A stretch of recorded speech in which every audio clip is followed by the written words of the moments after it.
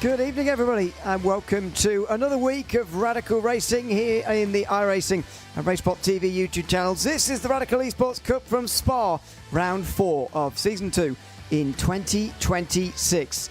Well, what a great season we've had so far. A double-time race winner in the case of Andre Castro so far on our Friday nights. Glad to say that he and many of those familiar contenders are on the grid again tonight, as 21 drivers in this top split, in the most popular split of Radical Esports Cup racing, come to town here for racing. It's the 4th week of competition, as I say, and just what a difference a week makes. Just how different can this racetrack be to the previous one, Sonoma Raceway, where we were 1 week ago. The Virginia International Raceway is coming up next week as well. The difference in circuits just keep on coming again and again and again in this long calendar, taking us all the way to the Adelaide Street Circuit at the end of the season. Sebastian Lipp has raced out to a 110-point lead in the iRacing official standings. He's in front of James Barry with a bit of a gap then back to George Gonzaga, Heinz Braun and Havik Gulliksen round off the top 5. Andre Castro then next, then Robert Woodward, Ole Gulliksen, Katja Larsen and Rafa Blanco rounding out the top 10. In our RaceSpotTV standings, made up of only the 3 Friday nights we've had so far this season that we've broadcasted to you, Sebastian Lipp is leader of the championship. He's been point scoring in all 3 races so far. That same can't be said for Andre Castro, although he has won his 2 races out of 2.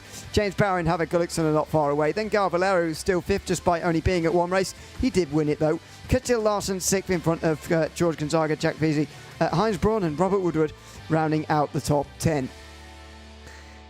Well, I expect to see many of those 10 here today. Amicable conditions again, 31 degrees Celsius on the 11th of April, tomorrow's date, just after midday. Expect to see these sorts of conditions so all really throughout the season. Actually, we're predicted a little bit cooler than this. Start time meant to be, and indeed has been, just after midday here at Spa, as it is for most of these races, to be honest. Brands Hatch and Adelaide are in the middle of the day. The others are actually in the morning for the rest of this season, apart from Montreal, where we will go racing in the evening. But it is very, very negligible, really, the difference between racing in the early morning or the late evening, even at this time of year. Got to say, myself, Ewan O'Leary, going to be bringing you commentary here tonight alongside J.R. Gregory. Up here in the RaceSpotTV commentary box, Ramiro Augustin Cisneros is behind the cameras of this broadcast tonight. J.R., the thing that's notable to me, I mean, we can talk all day about Spa or whatever, but everybody's heard all that before. It's an iconic racetrack. What's really interested me about this season is just that we couldn't have got much further away from Sonoma Race, well, not geographically, but in terms of the racetrack itself and how it's laid out, couldn't have got much further away than Sonoma last week. Yeah, too right. Sonoma comes at you kind of fast and furiously, and here at Spa, our drivers are going to have a chance to take a breath, shake out their hands, and really think about what they're doing and think about strategy, and that is going to be definitely very necessary. There's going to be a massive game of leapfrog in a couple of spots. These drivers are going to have to count their laps down to the last lap to make those last lap moves matter down the stretch. See how close the field stays across the board here today, because I find always in these lower speed cars, although these are sort of edging out of that category really, the Radicals, the sort of medium speed cars really, but even so, I think it still applies to them. The drafting you can get around Spa, it is massive in iRacing, especially from that run from the source all the way up to Les Combes. Even the run out the Curve Pour Frere all the way to the final bus stop chicane is not straight, but it is a long flat out run. And there's a number of short straights as well, which just allows you to stay close. That for me could be a real key factor here, sort of staying in the group almost, staying up towards the front, staying in that front group so you can fight it out for the victory and just staying in that draft really, almost like you would in a super speedway oval race. Yeah, you absolutely have to stay with the train. If you miss the train around here, you are going to be late for work, and we'll encourage you to take a look at our timing tower on some of these in-cars when one car is closing on another one in both of the 2 places that you mentioned, and those gaps can drop so quickly. If you come out of one of those corners onto one of those areas with about 6, 7, or 8 tenths, that's going to close down to 0 by the time you have to start thinking about putting on the brakes. So really massive massive, powerful draft in these cars. And as I said, it is going to lead to a game of leapfrog.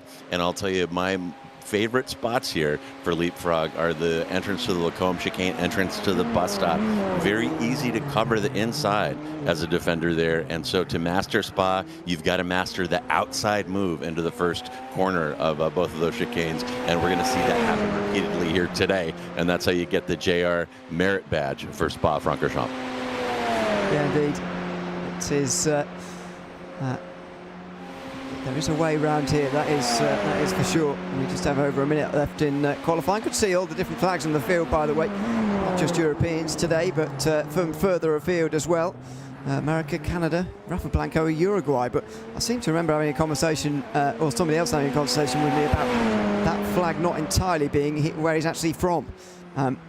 Maybe I've misremembered, or maybe it's fixed now. But anyway, good to see a couple of people who were like.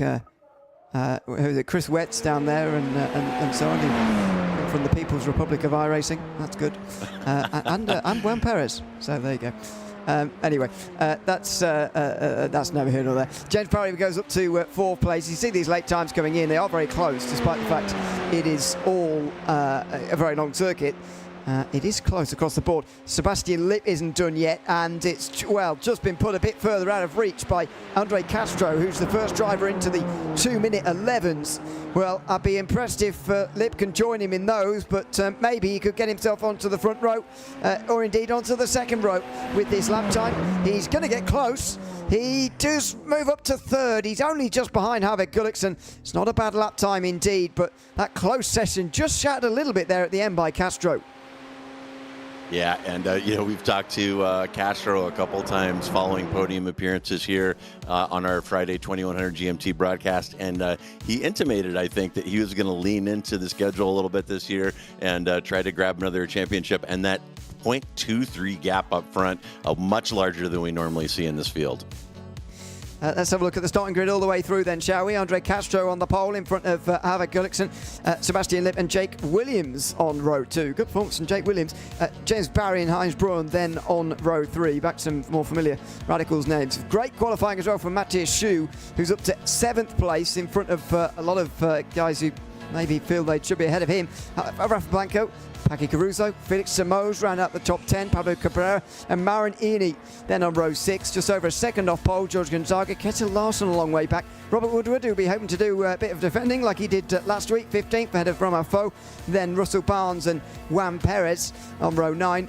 Henrik Gullikson is next in front of Cyprian Drag, who popped into YouTube chat earlier to tell us that it's their first performance on the stream, so welcome to them.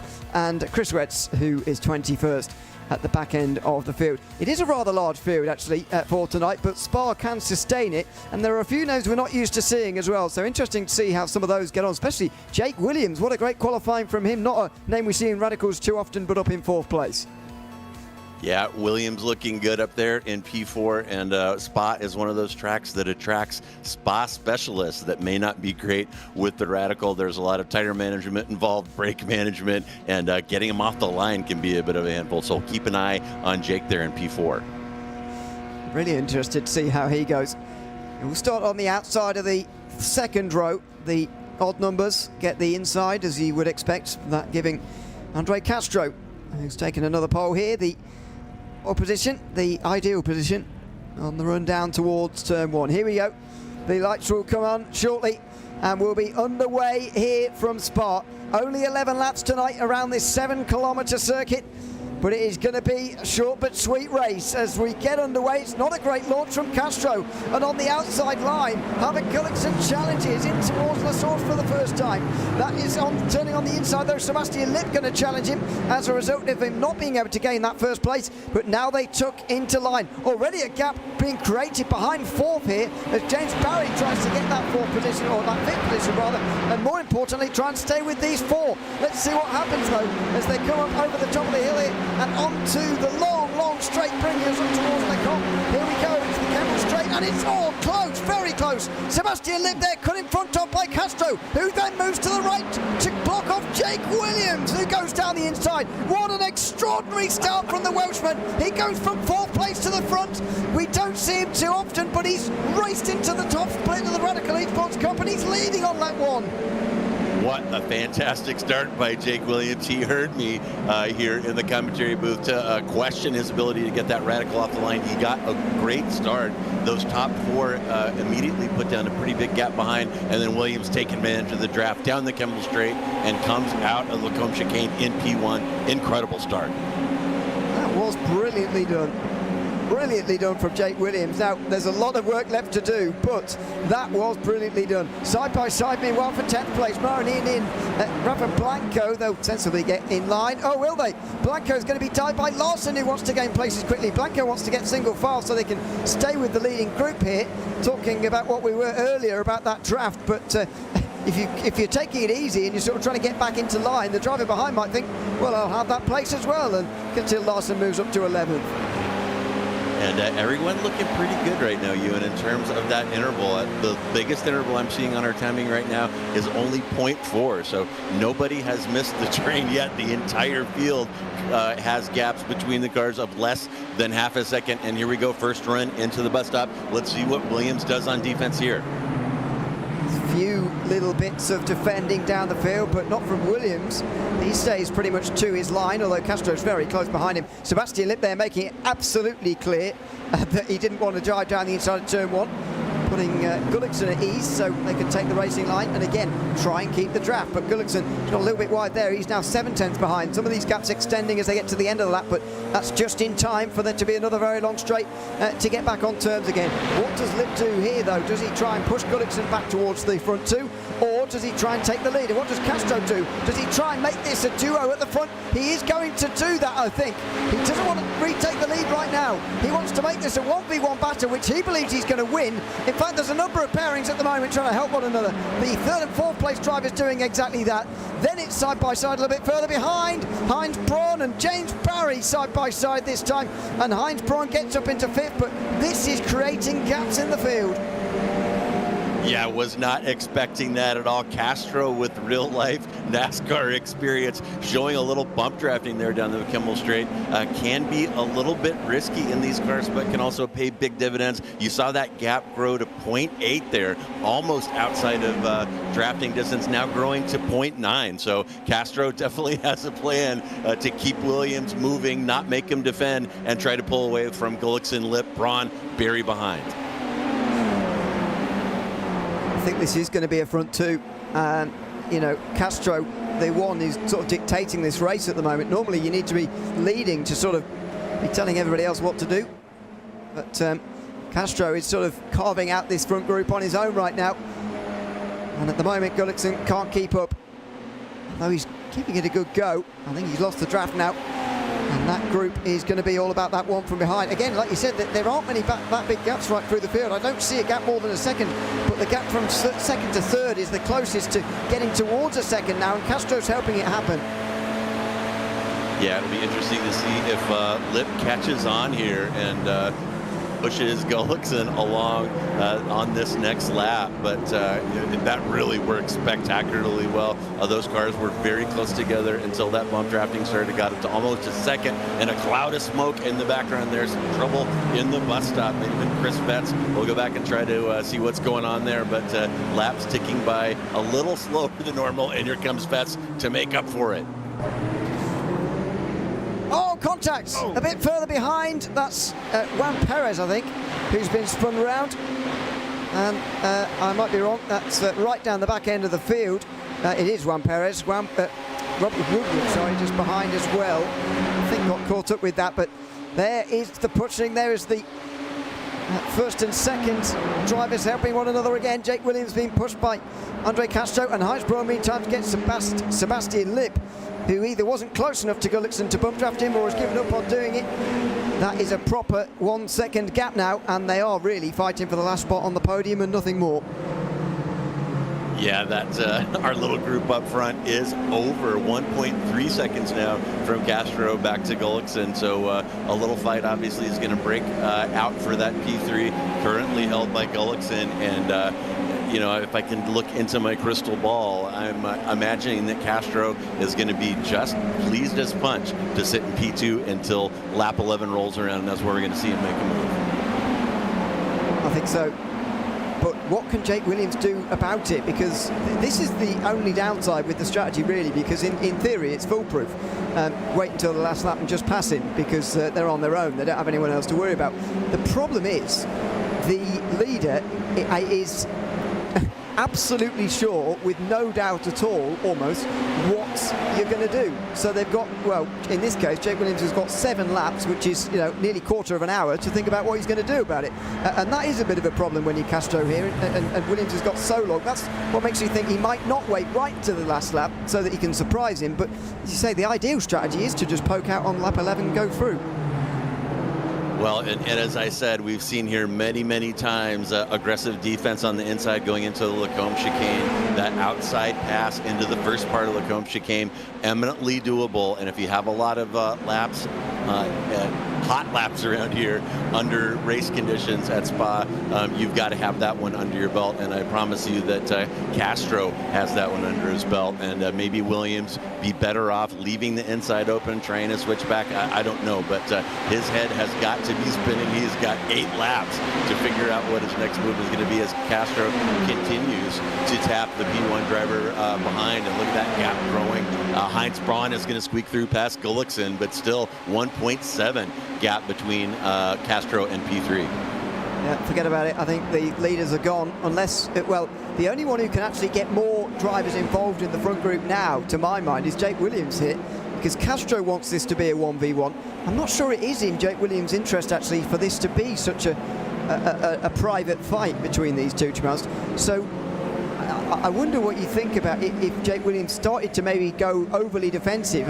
In another racetrack, you'd criticise someone in the lead like that from going overly defensive, because it's just costing yourself time. But does Williams want to cost these two both times so that they could get other people involved maybe and not make this such a 1v1 fight? Because, as I say, Castro can see everything coming here from his position, and Williams is rather vulnerable, but he does have the ability to, as I say, overly dramatically defend and maybe try and bring the second group back in again. Well, you know, I think he probably has a couple of cards. One of them, as you say, would be to push Castro back into Heinz Braun, who is not shy at all, as we've seen repeatedly. Another one, Jake, that I would throw, or Ewan, excuse me, that I would throw out is, let's just say theoretically that Williams accidentally gets a bad run out of a low-speed corner like La Source and forces Castro to pass sooner than he wants to, putting himself in the better position. Another possible move for him. Yeah, that is a good idea as well. There's surely got to be those games going on at the front, but seemingly not wanting to play them. We're about halfway through now, and so far Jake Williams has not done anything. A little bit of a slide there, but I mean, the problem with that second one is that Castro in that case is just pushing Williams, and here it is again. I mean, even before Eau Rouge this time he's getting into him. He'll just back off for the actual corners, because that would be a catastrophe. Now over the top of the hill they go again, and they could have the gap out of 2 seconds by the time that they're at the end of the straight. Look at the way, and look at this behind. Gullickson boxed in, Heinz Braun. Oh, Packy Caruso goes to the inside. He's gone flying through. He takes the racing line. Heinz Braun's gone from first to last in the group. Well, not quite last, but he is shuffled further down. Doesn't want to be shuffled that far down, indeed. I think he was fine with losing the head of the group. He didn't want to go all the way back, but there you go. Caruso goes to the front, then Sebastian Lipp, then Heinz Braun, Havok Gullickson, James Barry's here as well. Matthias Schuh's having a great race as well. He's joined the group as well in 8th place. Caruso through that second group there, and I would love to see that from his perspective. That was at least a twofer, if not a threefer, going into Lacombe that time. And Caruso absolutely taking advantage of that draft. That was hilarious, dare I say. And Caruso, another very opportunistic driver we've been covering throughout the seasons here, and showing it right there that if he sees that sliver of light, he is going to go for it. Doesn't always work out for him, but certainly worked out there. Well, yeah, I can't expect that there's going to be an option for him on the last lap, if I'm honest. But it was quite entertaining while it lasted on lap 5. But again, this is what you get from a bigger group, and this is why I'm surprised, because you know Jake Williams doesn't do as many radical races at the front like Andre Castro does, for example. This is why I'm surprised he doesn't want these guys involved, because one lap you could have Castro shuffled right back. Yes, it does open yourself up to, I guess the equation he's doing at the moment is this is a 50% chance of winning, and behind I've got a 10% chance, because then there'd be 10 in the group, and I get that from his perspective. However, I think the odds will be a little bit different to that. I think he could have a better time of it if he were in a larger group. But anyway, he seemingly believes that a straight fight, a 1v1 against Castro is the way to go, and that's what he's electing to go for at the moment. To be fair, we don't know what these guys have done in the week either, in the sense of other races. You're not limited in the amount of races that you can do, of course, so maybe Jake Williams has done more races this week, and has worked out strategy, has been in this position before, albeit not quite in a split like this, as that is 3 wide again. Heinz Braun this time is the one going forward to the front again. This is going to end in tears if we're not careful. Sebastian Lipp on the outside is going to be very careful now. He's going to go across the Lecombe chicane. And how is he going to give up that time gain now? Because he's definitely going to have a slowdown. Here they come on the inside. Gullikson and Caruso's picked the wrong line there. I think he's weaving around as if to say, get back in line again. We're causing ourselves trouble here. Still on the outside there, Sebastian Lipp. And he will have been able to give up that time gain now. So he slots back in again. This is the group to be in, though, and there could be another one joining. That would bring another all the way down to 13th place. That would bring them all involved. Wild stuff out here today, and I'll tell you folks, if you're just joining us, remember this is not a private or league event. This is the top split of the public server here, 2100 GMT, that we do every Friday. So you want to get these radicals a whirl, get out here. This is the kind of racing that these drivers experience every week. This is the kind of racing we have for you here on RaceSpot. Absolutely fantastic stuff going on right now, and I'll tell you that fighting between this secondary group, look at that gap now between Castro and Heinz Braun, over 4 seconds now. So Williams and Castro absolutely checked out and each planning their end game. Yeah, indeed. I wish we could see inside their minds at the moment, see what they're planning and thinking. There is a dive. It started at the final chicane now as well, as James Barry goes down the inside of Paki Caruso. Well, this is lively now. The group is growing in size. Actually, only down to 12 here. Marinini not able to go with the guys he was with earlier, but it's still a large enough group. That's still 10 of them involved in this battle for 3rd place. And watch the slipstream here coming up towards Lecombe. We'll keep an eye on the leaders down the bottom end of the screen, because something might happen there, although it is unlikely. Castro is just continuing to push Jake Williams at the moment at the front of this race. It's been a strategy he's adopted from that one pretty much, and it has worked. Here they come again onto the Kemmel Straight. There goes one. Gullikson goes to the inside of Braun, and here comes another. Sebastian Lipp then goes to the inside of both of them. He's going to go into 3rd place, and this time he doesn't overcook the braking.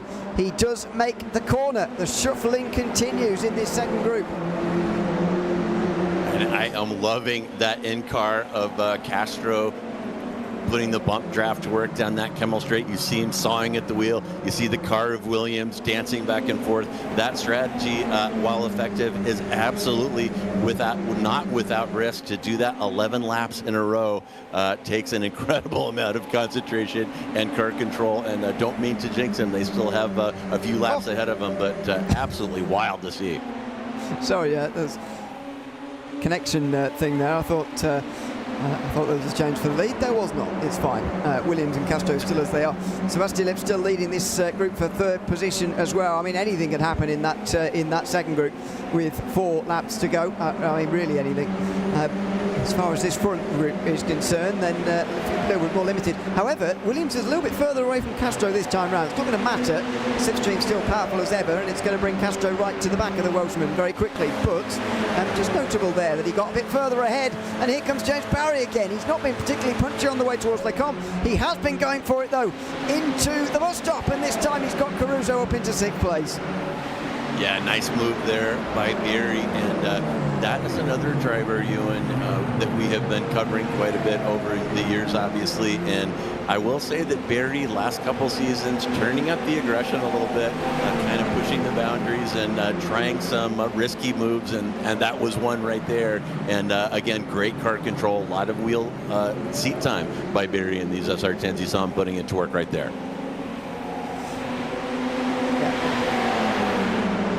It's interesting, the difference there to what he's doing compared to the others, James Barry, but that works out for him as Castro only just gets to the back of Williams halfway down the camera straight here, but just shows you how far away you need to be, because still get caught. Oh! Heinz Braun there, thought he was going to get chased off the road by Sebastian Lipp. In the end, Lipp was lifting off. Heinz Braun, 2 wheels in the grass, but he goes through. He's back into third place. He's overshot that though. And here comes Havoc Gullickson now on a different line. He'll take the different line now through Malmedy, and he will be given the inside line. Heinz Braun couldn't get to the inside in time to hold him off through Bruxelles, the long downhill right-hander.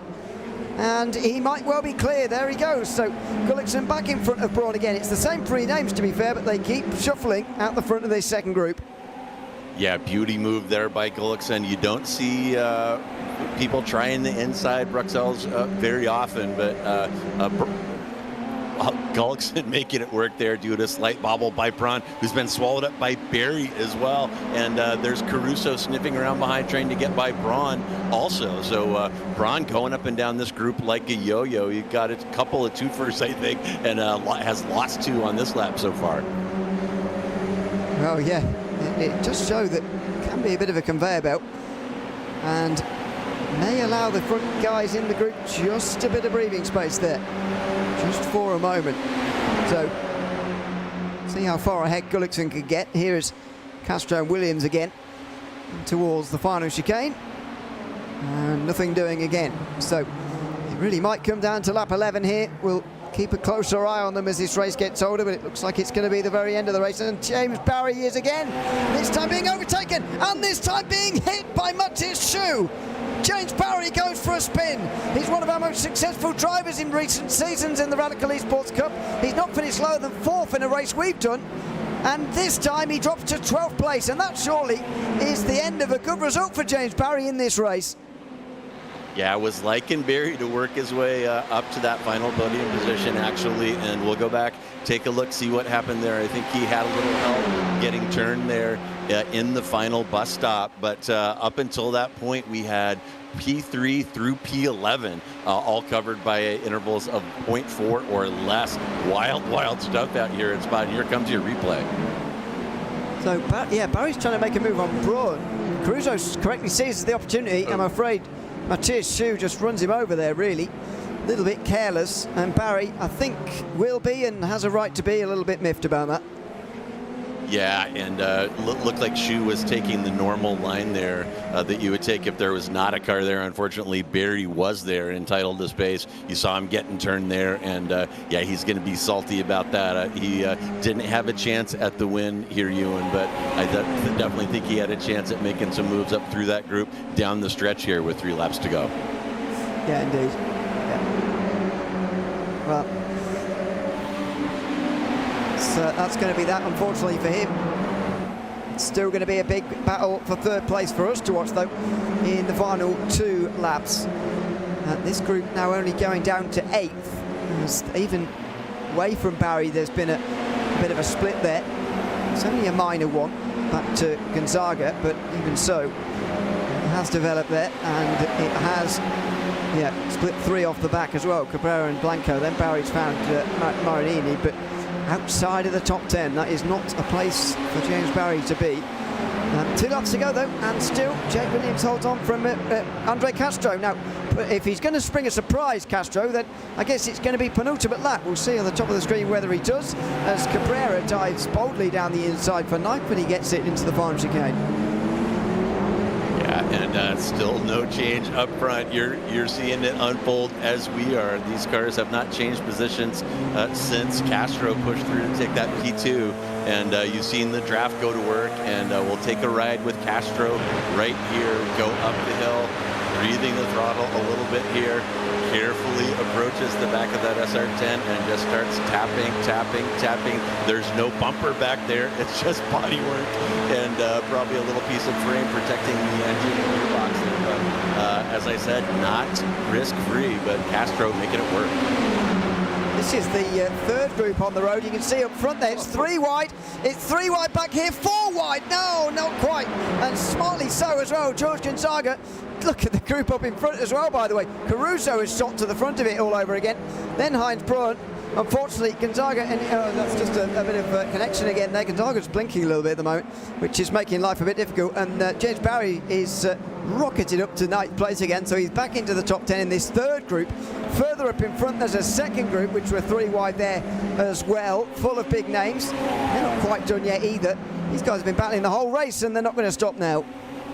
Caruso that time in the grass, getting the twofer going into Lookoham. That was absolutely nuts. One of the other drivers trying to squeeze him across off the boundary. Caruso said, that's fine, I can make it work in the grass, and gets back up into P3. Now 2 laps remaining. Pretty unlikely from what we've seen that he's going to be able to hang on to that, but certainly money time is right around the corner. We're going to see what these drivers' end games might be, especially up front. This is the one I'm dying to see, and Williams has stretched out just a little bit of a gap on the back portion of the course, but you see that slipstream going to work, and the gap drop all the way down to 0.1 when they arrive at the bus stop. Here's 2 fascinating battles. Feels like they're happening in different races, to be honest, but it's a battle for the lead between Williams and Castro, where there's been no overtaking at all for the first 10 laps. There's about to be a few on this last lap, and the quite opposite happening in the battle for third place. A diminished group, in fairness, compared to what we had earlier, but even so, 6 of the best Radicals drivers fighting for a podium, and now the weaving begins. Williams doesn't go for the strategy of letting Castro through early here, or does he? I think he's slowing down into the Eau Rouge chicane here, and that might mean Castro slows down too. They're going to lose loads of time to that group behind him. What's the gap fall below 6 seconds there, and unnaturally as well, but I'm not sure he's quite timed this right, Williams, because he's let the position go quite late here, and he's going to try and dive back down. Oh, there's contact. He's going to go straight on through Lecombe, and what's going to happen here? He's going to get a slowdown. How's he going to keep Andre Castro behind him as that second group also barrel through the Lecombe chicane? Gullickson goes over the road, and Heinz Braun gets his podium. Gullickson's off. Williams is trying to serve his slowdown without losing this position to Andre Castro. Oh, and he's slowing on the no-name corner, and they touch. They're both off. Castro manages to hold it despite going for a half spin, and Williams has lost his rear wing here. He's not only not going to win this race, he's not going to finish up towards the front, he told. He might not even get a top 10 here. Wow, unbelievable. And we're not at Suzuka, but those cars coming together, sliding into the kitty litter. Didn't that remind you of Senna and Prost? Holy cow, that was nuts. And I'll tell you, it is possible to get, that is one of the best places to get a slowdown. It is 100% possible to burn it and keep your competitor behind. And Williams almost did it there, but Castro getting racy elbows out and chucks Williams to the side of the road. That was an extraordinary fight for the win between those two. In the end, Williams is the one who loses out dramatically, and as I say, I'm not sure he's going to get a top 10 here. What a remarkable finish. Gullickson is trying to still get Caruso, and don't forget that's for, oh no! Big crash on Blanchimont! Caruso goes for a spin. Goodness me, the drama at the end here, and he's only just avoided by those around him as well. Andre Castro takes the victory. It's his third victory on a Friday night this season, and the drama behind is led home by Heinz Braun. Gullickson gets his podium in the end. Sebastian Lips fourth. Matthias Schoes in the top 5. James Barry ends up gaining 5 places in a lap and a half. With all of that going on around him, Jake Williams does hang on for a top 10. Paki Caruso doesn't. What a wild finish at Spa tonight. And Caruso, remember, was sitting in P3 more than once here and plummets at the end down to P14. And here's a replay of that action as Williams tries to burn that slowdown, covering off Speaker's corner, or does he? Well, yes. Exactly, that's going to be the argument. That is going to be the argument. Rewind and try again. It's I mean, he's slowing down unnaturally. So, I mean, to my mind, Castro is not unreasonable to go down the inside there. Normally, I think that would be unreasonable if they were going at normal speed. But the fact is, Williams wasn't going at normal racing speed. Yeah, I don't know. That is a little bit, and here's Caruso's little tap there. Oh my goodness, when his race goes from bad to worse with a couple 100 meters for the finish line, that is going to hurt. But yeah, I'll tell you that that last move by Castro, barely any overlap right there after the turn-in point. I'm going to call that a dive, but thankfully that is above my pay grade, so we'll let it go. Yeah, well, indeed, and mine. It is Andre Castro who takes the victory, though. 2.3 seconds, the gap at the line. Heinz Brunn next, then Harvick Gulliksen, this all in that second group, by the way, behind. Then Sebastian Lipp, Matthias Schuh rounding out the top 5, Kjell Larsen. James Barry got to 7th in the end, as I say, 5 or 6 places gained just in a lap and a half there. Pablo Cabrera behind him, Rafa Blanco, and Jake Williams does indeed hang on for a top 10. Did very well without a rear wing on that last lap. Maranini and George Gonzaga, teammates 11th and 12th in front of Felix Samos. Paggy Caruso drops to 14th after that big crash through Blanchimont with a big spin. Romain Faux was 15th in front of Cyprian Drag and Chris Wetz. Then Juan Perez, Robert Woodward and Russell Barnes round out the top 20. And the only non-finisher, Ole Henrik Gulliksen, was 21st. Let's have a chat to tonight's winner, shall we? Andre Castro, who joins us now. Andre, welcome in. Good to have you with us. We've got to start with the final lap. Just talk us through that from your perspective there, ending, of course, with the contact through no-name corner. Yeah, it was a good race. Just managed to push together till the end, and yeah, he went in for a dive at the end of the Kemmel Straight and cut the course. And then after that, he had a pretty big slowdown. He was just trying to park in front of me and turn in on me, so that he knew that if I passed him, that he would be screwed basically, because he had a slowdown. So his goal was just to jump on the brakes and block me as much as he could. So yeah, I wasn't going to stand for that. And I actually got my nose to the inside because he was slowing down so much, and then he turned in on me and wrecked himself. So just something you have to think about when you have new guys to the series. You don't know if they're going to pull some BS like that. So yeah, definitely not going to take it. And I think he should have just been happy with the second place, honestly. I mean, that was well, part of that is the thing about this race. It was a 1v1 between the two of you. Just how much in the works was that move for yourself there at the end? Was there ever any thought that you might spring a surprise and lead earlier than the final lap there? Because you could see what was happening there from the moon. Really, you were going to stick behind until the last lap. Was there any thought that you were giving him 10 laps to actually think about his defence? You had 10 laps to think about how you were going to get past. Did you ever consider anything other than the strategy that eventually played out before the last lap? No, that was always the plan, I think. I mean, obviously, I had it written a little bit cleaner than that, but he decided to play dirty. So, yeah, I mean, I think just the Kemmel Straight, unless you really are out of the draft range, maybe like 8-9 tenths ahead, you're going to get past there. So, I didn't feel like I could get that far ahead of him.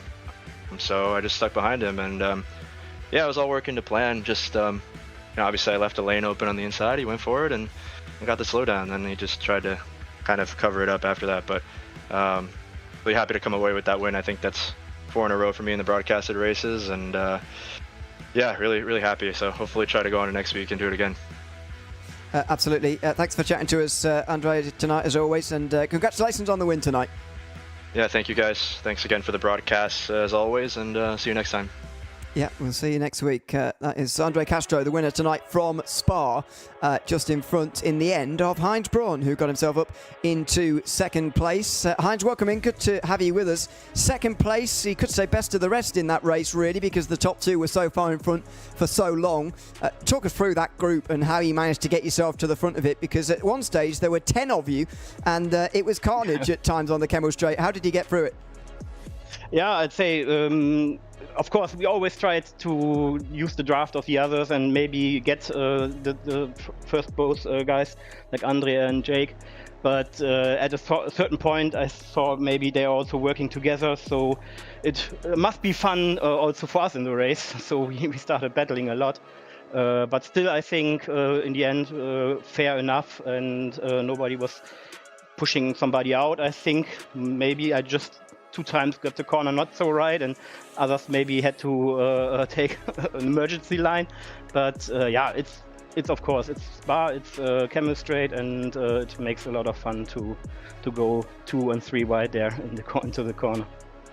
Well, I'll pick you up on that, because I do speak to some drivers sometimes that find this kind of racing where you're all kept very close by the slipstream, but some drivers find it very frustrating. What's your view on it on circuits like this? I know they don't come around very often. We had Monza towards the end of last season, for example, Spa in this season. I'm sure there'll be maybe another circuit similar-ish to this, although maybe not for the rest of the season.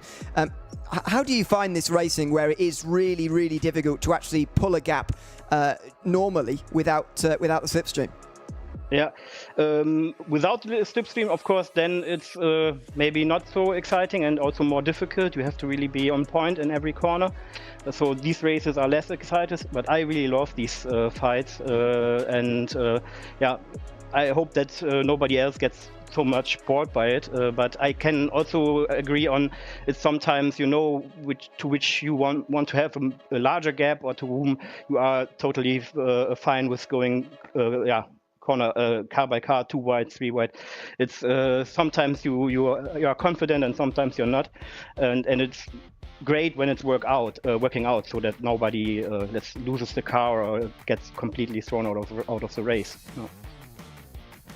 Well, congratulations on getting yourself to a second place finish tonight, Hans, and thanks for chatting to us at the end as well. Yeah, thank you as well. Bye-bye. Good night. Thank you very much. That's Hans Braun, second place here tonight at Spa. And Have Gulliksen is third place, third podium of the season. Have a welcome in. Good to have you with us. In that same group, we were just talking to Heinz about how he finds the big groups like that on the big circuits entertaining to race in. How did you find it tonight? Yeah, it's a bit stressful because on this track with a lot of fast drivers, it's a bit of a bingo race, actually. Unfortunately, on the first couple of laps, I didn't have the pace, or I don't know what happened, but Castro and the other guys got a bit too far ahead, and I tried to push to gain, but yeah. And after that, it was just trying to survive.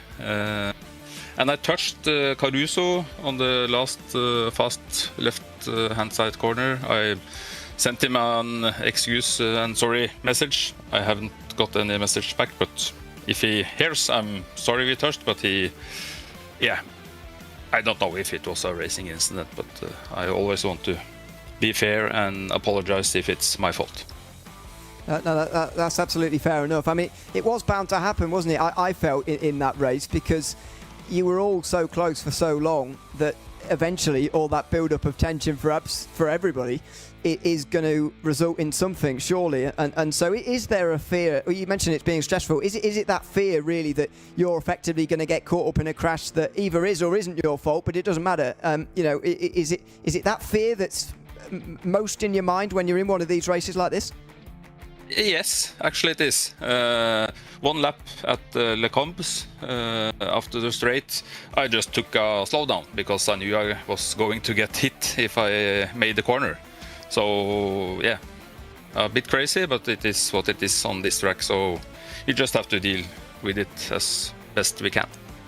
Yep, it's Spa. That's all that can be said. Have a congratulations on a podium tonight, and thanks for chatting to us at the end as well. Thank you. Bye-bye. Thanks very much. Thanks you. That's Have Gulliksen, third place tonight. JR, this is a race I think that's going to be talked about in the Radical community for a while. Incident on the last lap between Andre Castro and Jake Williams. In the end, Andre Castro runs out race winner. Still tensions running pretty high when we spoke to him there. Clearly believes he's in the right. I'd probably be willing to count it down to a last lap racing incident personally, but others may have different views. I mean, it's, as I say, going to be one that's talked about for a while, and be interesting to see when those two next meet each other on the racetrack. Yeah, it absolutely will be, and you have to appreciate Castro back in his play and speaking his mind when he had the opportunity to. So cheers to him for a fantastic race and for making it come together at the end.